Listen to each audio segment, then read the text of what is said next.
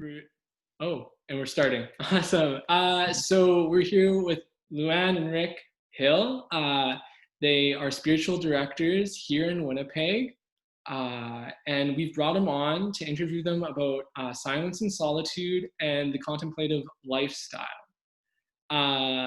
So to start us right off, what is silence and solitude? It's basically making space in your life to have a relationship with God.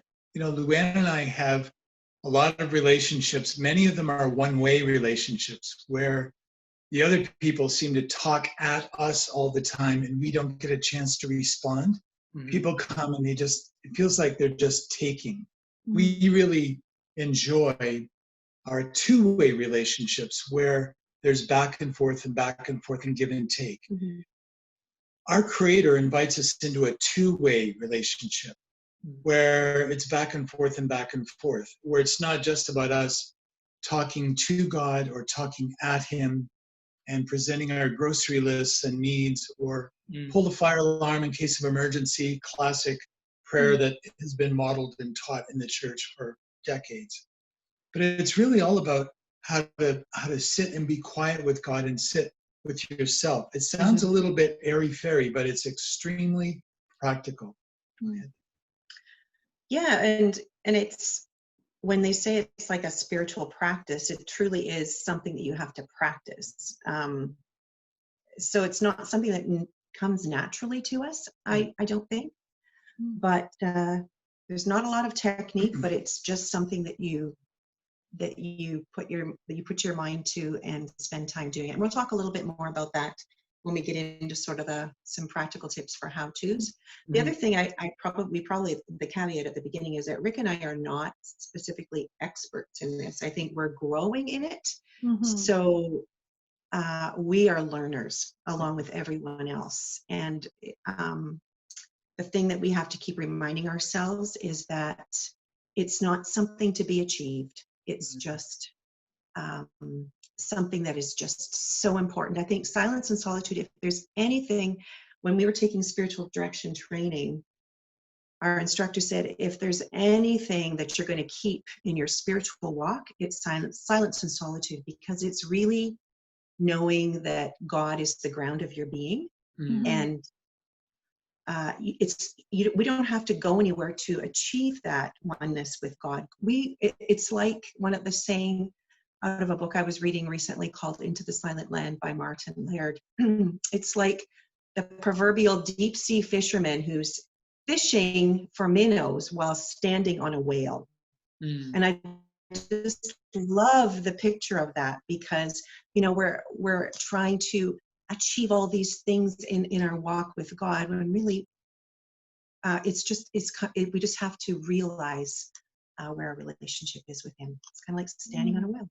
Yeah. So, like, how did you guys get into this? Did you just kind of happen into it? Because I think about silence and solitude, and I want to run the other way.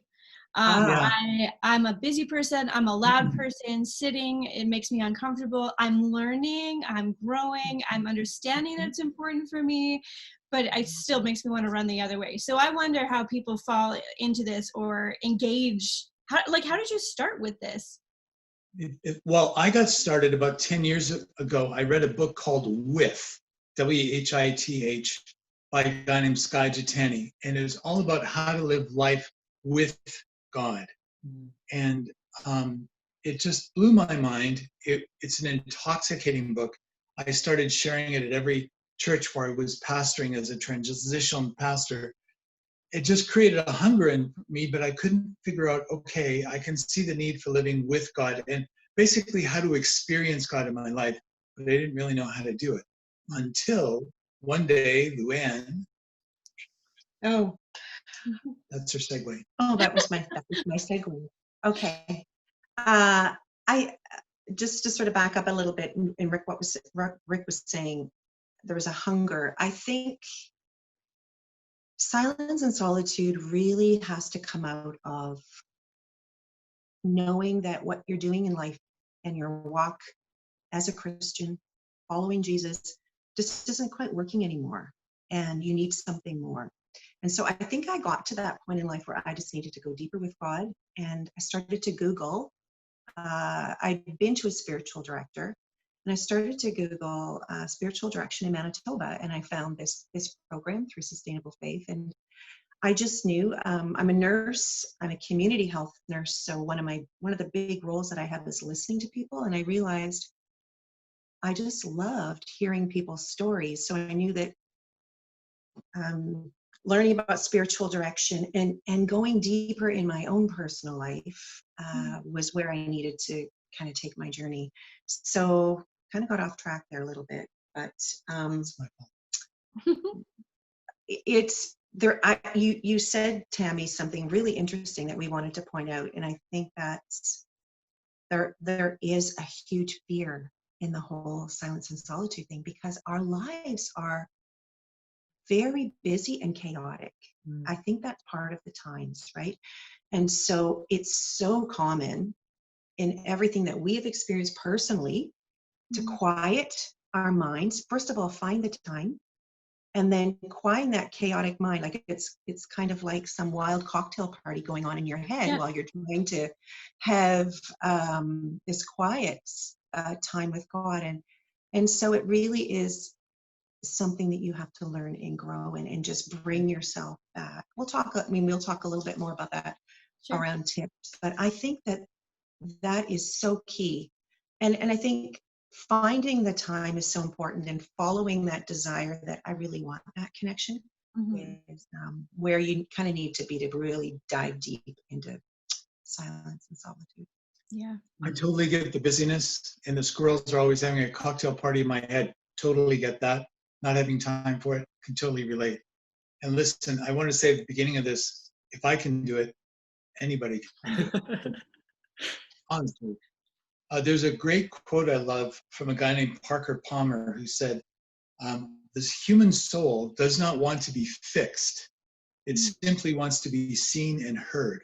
The soul is like a wild animal, tough, resilient, and very shy. When we go crashing through the woods, shouting for it to come out so we can help it, come on out, soul, where are you? That's not going to work. The soul will stay in hiding. But if we're willing to sit quietly and wait for a while, the soul may show itself. This happened for me recently, a couple of months ago, when I was kind of debating a job possibility. Should I take it? Should I not? You don't turn down a job during a pandemic. It's really stupid. And, all those things are going through my head. And yet, in the midst of all this turmoil, I literally felt this quiet little voice kind of pop up out of the grass and say, Rick, don't do it. You don't have what it takes right now. Don't do it. And then it's like, oh, I think that was my soul talking to me in the midst of all this. So I learned how to be enough to be quiet and pay attention. And lo and behold, what was inside popped up. Right. It just takes time and practice. Right. I think you mentioned something really important. You both said you came to a point in your faith where you needed more, or there's like some sort of like the current or formula, the current space that you were in with your faith did not work. I know for myself that's what propelled me to dive into spiritual disciplines, spiritual formation, and all that. So like I grew up in in a charismatic church, but I mean, cross denominations, I think people can resonate with this, is like I never learned about this in my church. Why is that? Yeah. I think people get spooked by it, especially evangelical Protestants. They think it's kind of weird, or maybe Catholic or something, where For the mystics. I mean, Jesus did this.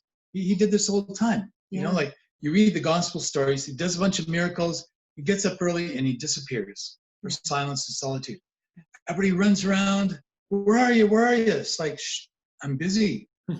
Busy what? You're not doing anything. No, I'm busy, I'm hanging out with Papa. So right back to the Gospels, it's right there. But in our results-oriented, mechanistic way of following Jesus, we reduce everything down to steps and formulas. And if you do this, you do that, and transactional way of praying.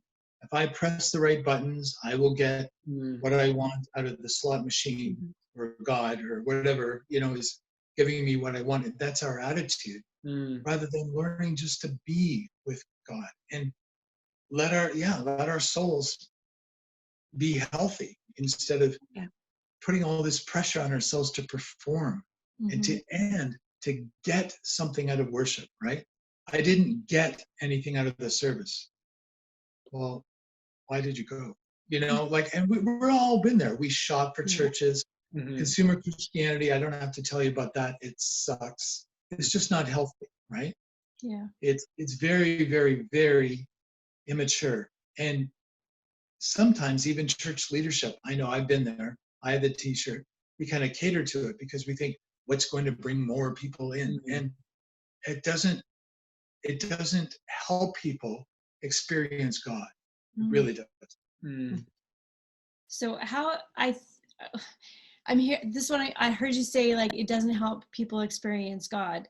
How has silence and solitude helped you experience God? Do you want to go first? So my first real experience of sort of continual immersion of having the silence and solitude was during the 2-year spiritual direction program that I took. In the second year, they do what's called a 32-week Ignatian adventure. So it's like every day you spend an hour of praying the scripture, so reading through a scripture that they give you every day, praying over it like a Lectio Divina, and sitting in silence and solitude. And when I first heard that I had to do this, I was so stressed. I thought, first of all, where am I going to find an hour in my day to do this? And they recommended, first thing in the morning. And I was working full time as a nurse. And how was I going to sit long enough to do that? I kept thinking, I have to achieve this. I have to do it right. Like, I don't know if your church has talked, or if either of you know about the Enneagram, but I'm a 1 on the Enneagram. So I got to do this right? And so, my instructor was just laughing at me. And so I delved into it, and the first few weeks were really hard. But then after a while, you realize there's movement, and you have these revelations from God as you're reading the scripture and as you're praying. It just snuck up on me, kind of like what Rick was saying. The soul starts to emerge. Grace starts to rise. We were talking about through the pandemic, everybody's baking bread. They got the sourdough going. You can't find yeast. Did you Totally. do sourdough? Way to go. Okay, yeah. So Rick baked his first bread. Anyway, so it's delicious. The illustration that comes to mind is kind of like that. That's kind of like the yeasting.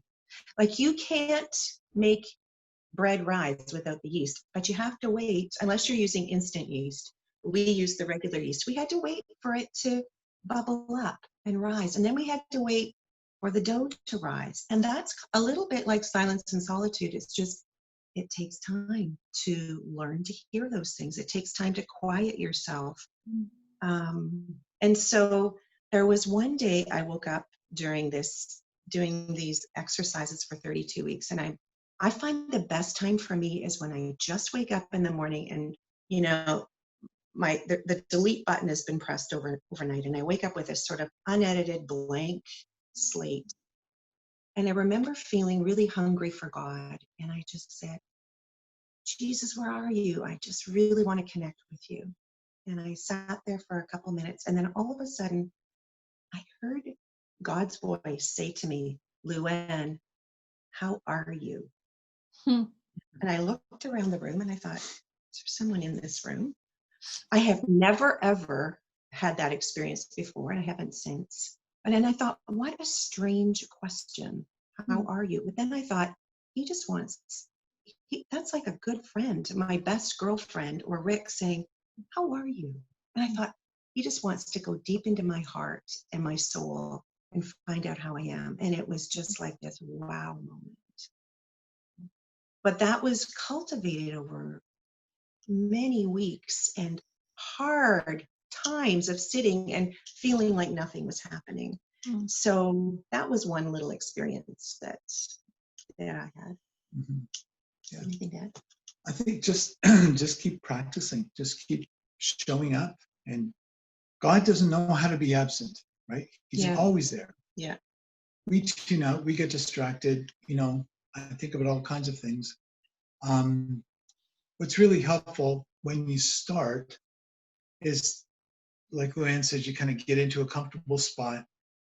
Not always lying in bed. Like that sometimes works for me, because that's what, before I pick up my phone, sorry, I'm cutting you off, but if I pick up my phone, I'm done. Like my mind is off racing about some WhatsApp message or text from my kids. So but for me, I just need those few minutes in the morning. Yeah, so for me, I just plug in the coffee. Oh, I make the coffee the night before. That's my secret. Because I'm a push button guy in the morning, not a morning person at all. And then I prep my place the night before where I'm going to land, make sure I got everything within reach. And then I just grab my coffee and sit down and just kind of settle in. And I've tried different things to help me focus. Sometimes it might be one word like Abba, or I like saying Papa to God. Because I have an Italian friend who used to call God Papa all the time. I like that. Or Jesus, or hey, here I am, I'm here. Or maybe even say the Lord's Prayer very slowly and focus on each line and just come back to it. And when I get distracted, as I do, I've learned to thank God for my beautiful brain that works so well, and not feel shamed and stupid, say, oh, Rick, you're a loser, give it up, go to your phone and self-soothe. That doesn't work. Then you feel even worse. But just say, God, thank you. This brain is wonderful. And whatever it is I'm thinking about, we'll deal with it in a few minutes. Thank you that my brain is working today. And then just come back and say, okay, Jesus, here I am.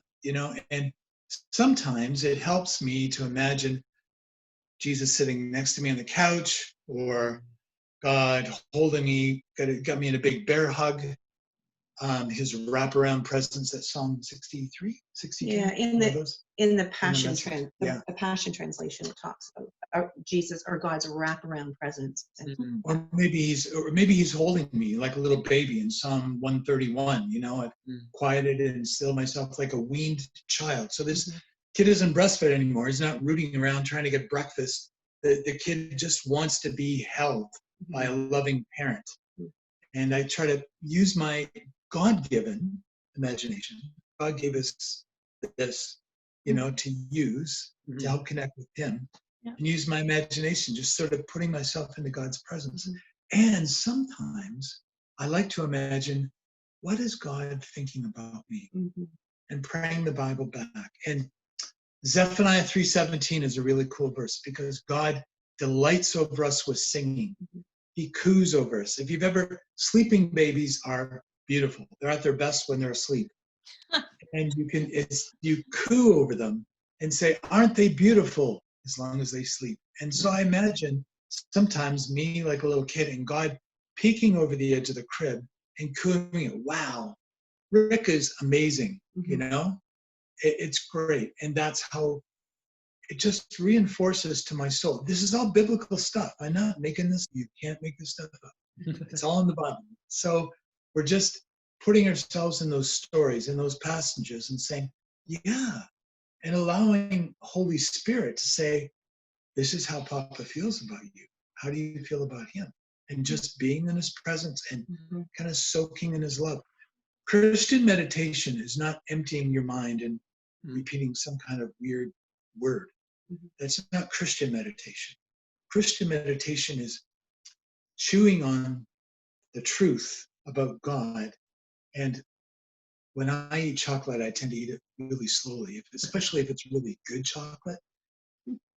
I'm not getting distracted. Okay, so and I like just like putting it on my tongue and letting it last as long as possible. And that's kind of what silence and solitude is. It's just kind of being present and just sort of enjoying that. And God loves it, and I've learned to love it too. I used to think it was really weird and mystical. But now I've understood recently that mystics are the most practical people in the Christian world because they have practices. That's what makes them practical. They don't just talk about being with God. They've learned how to do it, and they keep practicing so they get better at it. Yeah, so Rick was talking about like prayer word or like a centering prayer. Those are really helpful. And that it doesn't have to be like this perfect thing that you have to come up with. It's just whatever feels truest about God. Yeah. When you're sitting with him, like, God, I really need you. Or Lord, thank you for loving me. It's just whatever feels really true to you in that moment, and bringing yourself back. And boy, the distraction thing is huge. I think, especially in our society, you know, we have our attention spans. Research shows our attention spans have really been impacted. Oh, totally. The technology that's on our wrist, that's on our phones, that's on our laptops. Technology is part of our humanity. We really need it. You would know about this, Keegan, because you studied it. But it can also diminish us. And I think that's where we have to learn about what kind of a relationship do we have with it, right? Yeah. And so that's why I try to have that conversation or that sitting with God, even if it's just for a few minutes before, you know, I check something on my phone. The other thing that Rick and I have been challenged to do, and we haven't been so successful yet, is to take a media fast. We have, because everything comes into our phones, like contact with all our relatives in like we have a son in another province, a son in another country. Like, it's really hard for us to turn those off, but we've been challenged to think, well, maybe we could take a half day where we're just not checking in with our phones or any kind of media, just to kind of step away and check that relationship we have with it. The other thing that I've liked to do since studying spiritual direction is when I get in the car and drive, is just not even turn on my radio, even for the first 10 minutes, or if I was driving to work, just having that quiet space, because it can just fill you. You know, the radio or whatever you're listening to can just be background clatter. And I found that really settling. So those are like baby steps into the practice. Those two things, just stepping away from your devices for 1, 2, 3 hours, a whole day, and then when you're in a vehicle or with earbuds, just being careful about what we, just reducing the clutter and the noise. And this is something I find really hard personally still. So it's a discipline saying, nope, don't touch the radio, because not that it's a bad thing. No, but to give yourself some space. For me, I also have been afraid of being alone with myself. It sounds a little bit weird. No. But I love numbing out and being distracted, and so I don't have to think about what's going on in my soul. And when I'm quiet, all these things start popping up, and I'm going, "Oh my! I thought that was dead." Or, that was get back in there. But it gives you a chance to process things with God and with other people, and it's just healthy. Yeah. So you're Luanne, you're a 1 in the Enneagram. Yeah. And Rick? I'm a 9. You're a 9. Yeah. Okay. Yeah. Interesting combination. Yeah. It is interesting. What are you, Tammy? I'm a 7. Oh, you're a 7. I know. Yeah. See, like a true 7. I don't even know if I have a wing 7. Whatever. Keegan, what are you? I'm a 7 as well. Wow. Awesome. Good times in the booth then. That's great. Good times. Bringing it back to the conversation, you touched on something I think really important, the whole discipline aspect. You talked about like how technology always forces different desires into us. You talked about your own desires, Rick, about numbing and stuff. What's the importance of keeping our personal desires in check with spiritual discipline or silence and solitude in general? I know that's something that we didn't talk about, but right. Personal desire. Let me tell you, let's talk about desire for a minute.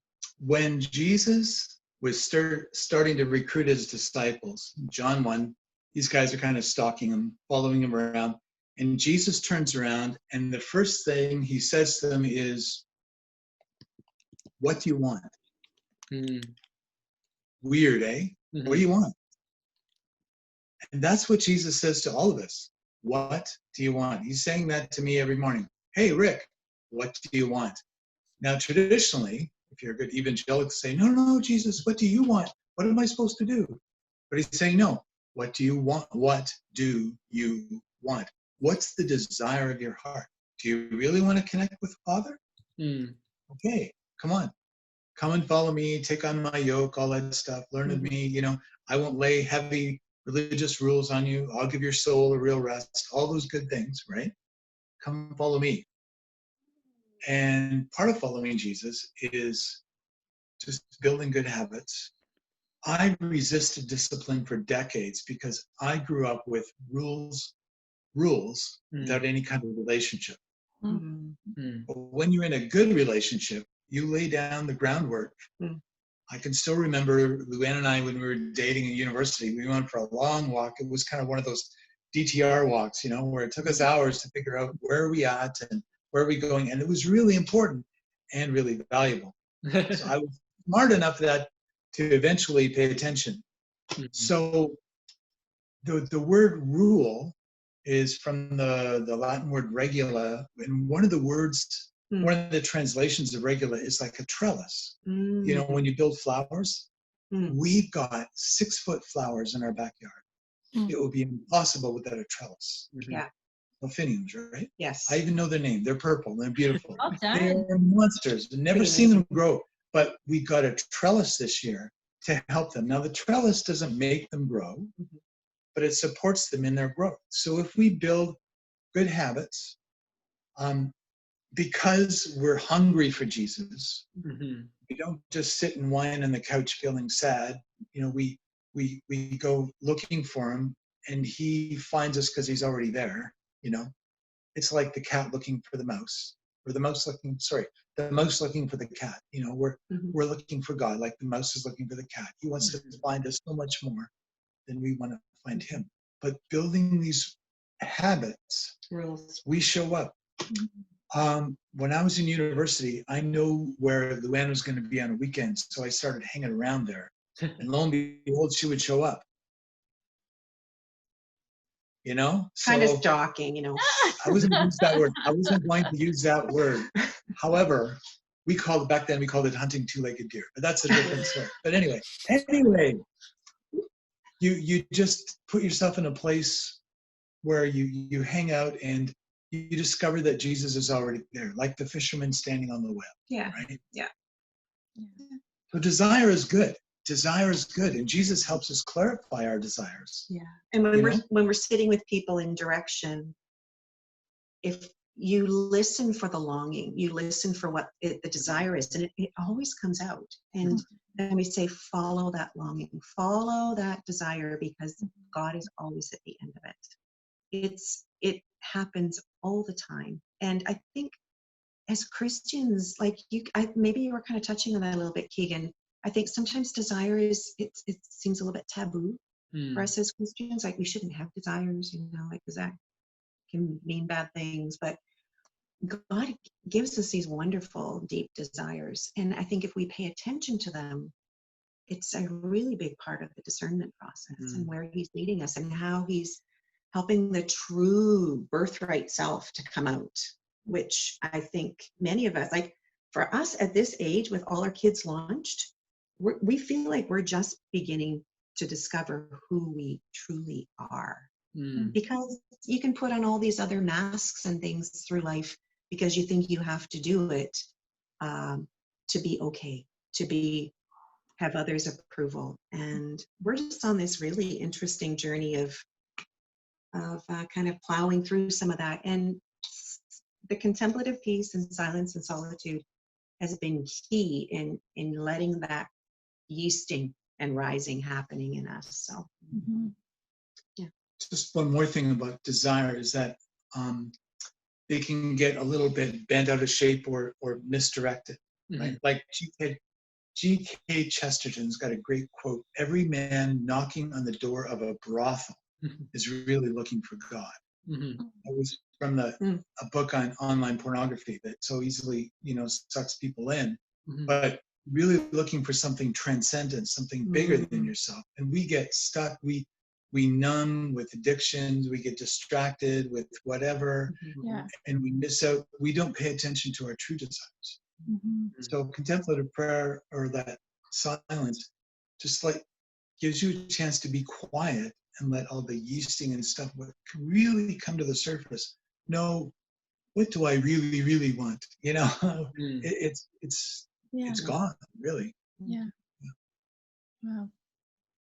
No, you touched on it a little bit in that question, but we've mentioned, or you have mentioned, this idea of the contemplative lifestyle. Do you mind to elaborate on like what that is? Just not too deep, because I know that it can be a very large topic. Yeah.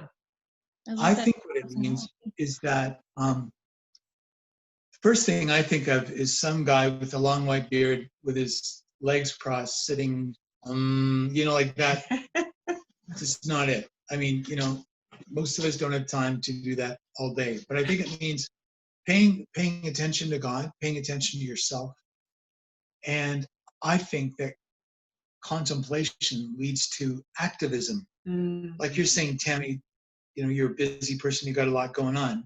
Yeah, lots of people do. But if we have this contemplative, if we've got this good base of relationship with God, then we go do stuff, then we do stuff with God, not for him or whatever. That Mother Teresa's a great example of this. They'd spend all this time praying and stuff and being with God before they started, rescuing lepers off the street of Calcutta, this kind of thing. It makes life sustainable. Now, we don't do it so we can do stuff for God. We do it because we want to be with God. And out of that being with God, we look around and saying, oh, look, there's injustice, or hey, I could do something about that, or God is telling me to do that. And it energizes us and sustains us, So many Christians, I've been a pastor for a long time. So many people just burn out for a variety of reasons. But I think at the core of it is we aren't connected to God. This whole abiding in the vine, I used to think was really just airy-fairy religious stuff. Now I'm learning how to do it in my advanced stage of life, which is great. So finally getting it. And we just want to help other people learn how to do that. So you're in a good path. You can keep it up. Yeah. It does remind me of that, we've talked sourdough just a little bit, and just the difference between, I make bread, just regular bread with yeast, and I've made sourdough, and you can't avoid the process. Like, you can't just speed it up. It takes the 8 to 10 hours to actually break down the gluten, and you have to feed it. But with the quick yeast, I can have 4 loaves of bread done in 2 hours, from start to finish. Right. But it takes, you have to add sugar, and you have there's lots of things that you have to add, and it's just a quick fix. Whereas I find that with the sourdough, it's broken down some of the gluten already in the process, so that it actually is more easily digestible. So I totally see the difference, in what you're saying, and it makes a lot of sense, especially using that analogy. So thank you for that. I just thought it's just kind of timely too, with the pandemic and everybody getting into it. Maybe that was intentional for one of the things in pandemic, was just learning getting these little nuggets. The other thing you're asking Keegan about contemplative lifestyle. I mean, Rick talked about the word rule coming from the word the regular, like having a rule of life. Mhm. And like sometimes in direction we'll talk to people about what is your rule of life? Like what are you incorporating in your life to help you go deeper? So it's, and you probably know you've probably talked about these things with your church as well, but things like having a Sabbath, like it's kind of gone by the wayside, but have a day that's just for play and recreation. Mm-hmm. We need that to be recreated. There's so many different things. You know, fasting, I think, was mentioned. Silence and solitude, doing the exam, and what are some other ones? Anyway, celebrating, eating food with. Yeah. You guys are sevens. You're great at celebrating. You know, it's those kinds of things just open you up to the wonderment of what God is doing in your life. And for us, getting spiritual direction has really changed us, because it's someone else journeying with you. It's kind of like driving in a car. I'm driving, my spiritual director is sitting beside me. We're Mm-hmm. driving along, and she's kind of like watching what's going on in me and watching what's on the road. And she'll say, "Oh, did you see that deer over there? There's a deer. Oh, did you see that sign up ahead? It kind of says warning."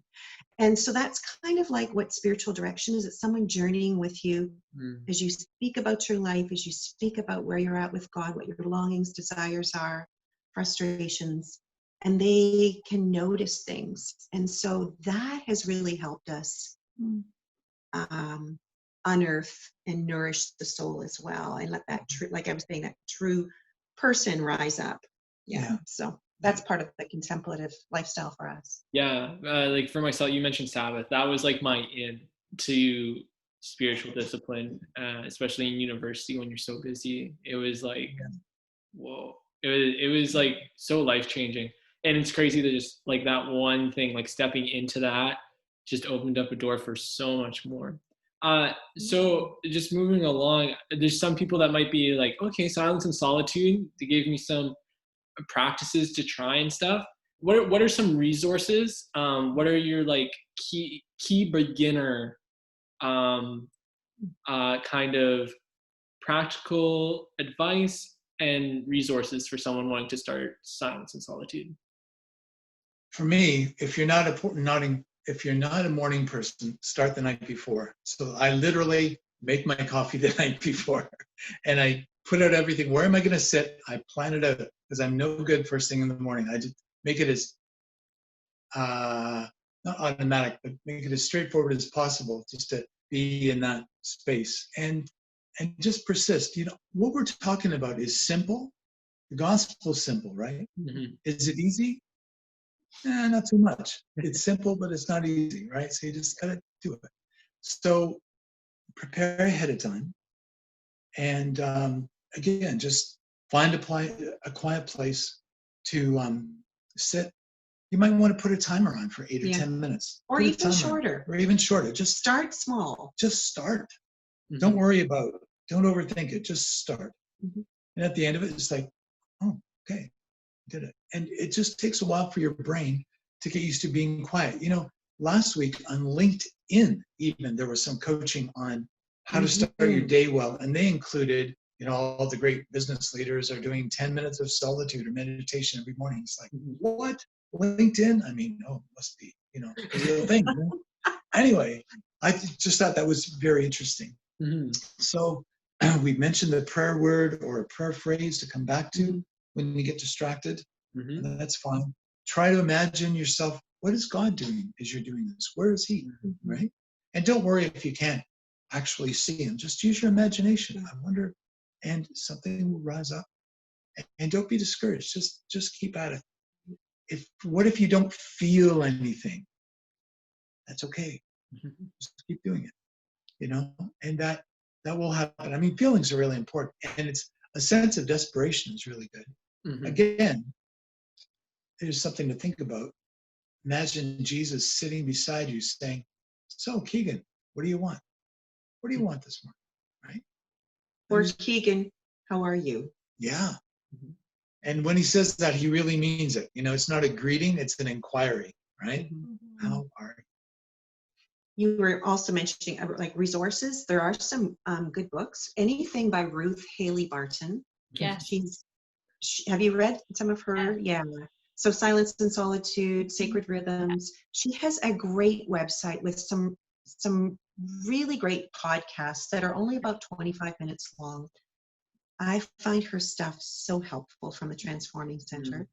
Another really good book it's an older book, but it's by Sue Monk Kidd called When the Heart Waits. I'm currently reading that.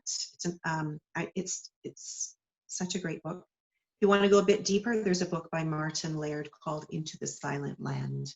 A little more heady in terms of like different stages of going into silent prayer that I haven't quite figured out, but I have found his book really helpful. So those are some like reading resources. Yeah, I'm a big fan of Pete Scazzaro, who does the emotionally healthy spirituality stuff. Yep. And he's got some very practical things, practical resources on his website and in his books. It's kind of like Silence and Solitude for Dummies. So that it really resonates with me.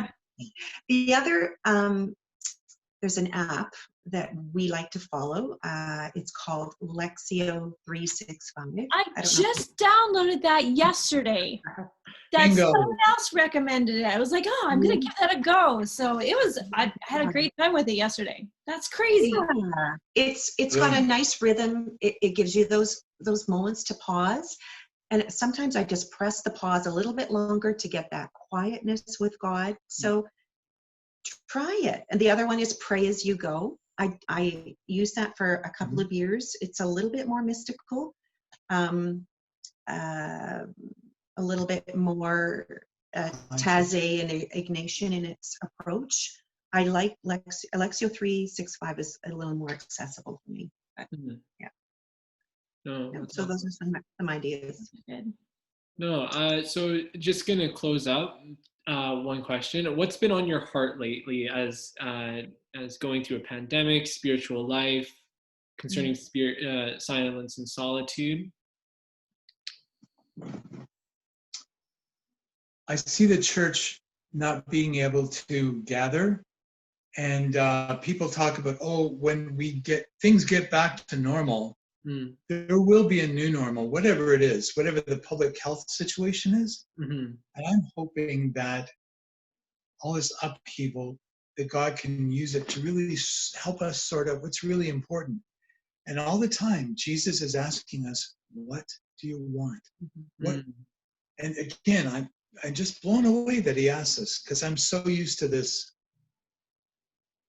slave-like relationship, I've got, or like, earning his approval kind of thing. And I already have it. He's saying, what do you want? What are the deepest desires of your soul? What do you really, really want? And so I think giving people the opportunity to be kind of enforced quarantine, and sure, we can fill our time with Netflix and all kinds of stuff. We can overeat and whatever, no, there's a space for that. But I mean, we can clog up our minds with stuff, or we can decide to make a little space, and like you, start even doing a Sabbath, it's kind of like a mini Sabbath every day. The whole idea of silence and solitude, just being quiet and delighting in God. It's not like, I'm doing this so God will bless me, or it's not transactional. It's getting to hang out. Like, imagine your best friend or your lover. You don't have to hang out with them. You want to, right? So it gets to that point where you actually get kind of antsy when you don't do it. You just want to hang out.